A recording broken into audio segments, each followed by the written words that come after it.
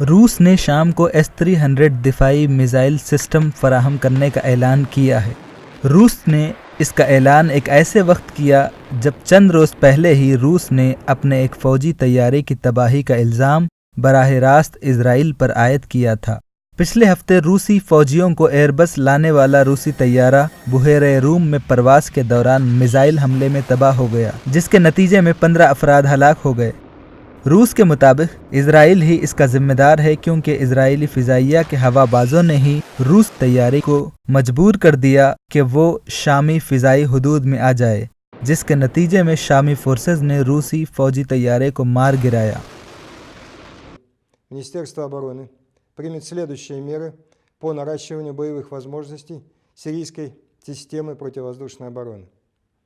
Первое. Сирийским вооруженным силам в течение 2 недель будет передан современный зенитный ракетный комплекс С-300. روس کے مطابق وہ ان طیاروں کے سیٹلائٹس اور ریڈار سگنل بھی بند کرنا شروع کر دے گا جو بحیرہ روم سے شامی سرزمین پر بمباری کرتے ہیں۔ اس حوالے سے روسی صدر کے ترجمان ڈمٹری پسکوف کا کہنا ہے کہ روس کا مقصد یہ ہے کہ ہر حال میں اس کی فوج محفوظ رہے۔